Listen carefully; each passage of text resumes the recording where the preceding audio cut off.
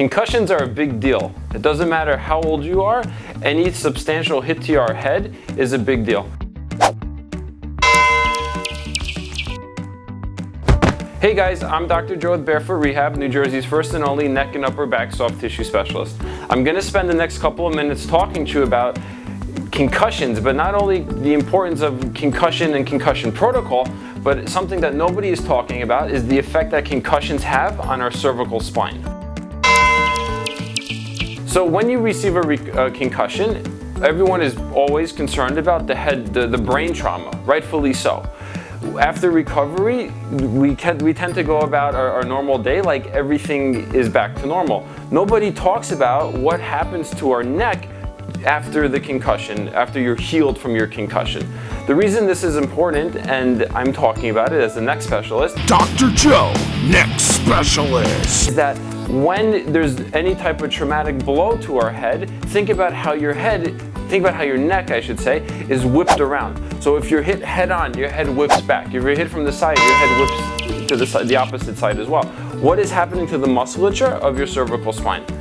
So I'm going to also talk about right now a structure or a tissue that no one really likes to talk about, and it's called dura mater. What is dura mater? If you see my awesome picture on the board here, this part right here is our brain, and from our brain our spinal cord comes down, okay? Surrounding our brain and our spinal cord is a structure called our dura mater, okay? Now, the reason this is important is because at the base of our skull, particularly a small muscle called your rectus capitis posterior minor muscle, which sits right here from the base of the skull to the C1 vertebrae, this muscle actually attaches to the dura mater. Okay, so now you're playing sports or you're in a motor vehicle accident or something and you become concussed, okay?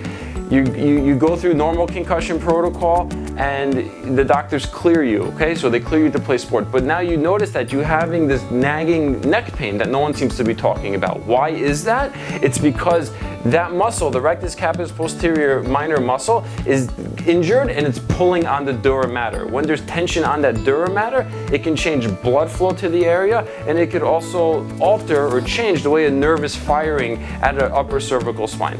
So what I'm going to do now is I'm going to show you a very easy self-assessment test that you can do at home if you've had a concussion to see if you might have some residual damage in your upper cervical spine from the concussion.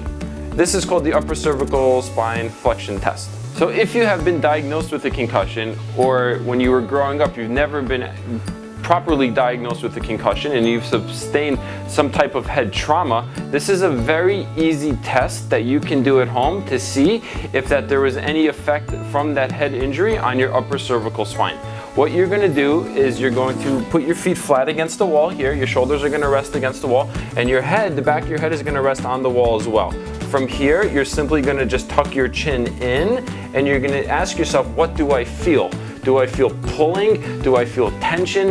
Is it recreating any type of symptom? So as you go through this upper cervical spine flexion test and you do have tension or pulling and you have sustained a concussion or some form of head trauma in the past, you probably have some undiagnosed adhesion that's built up in your suboccipital muscles. So guys, this is going to conclude the first video on concussions. I hope you found it informative and would love to hear from you. All right guys, have a great day.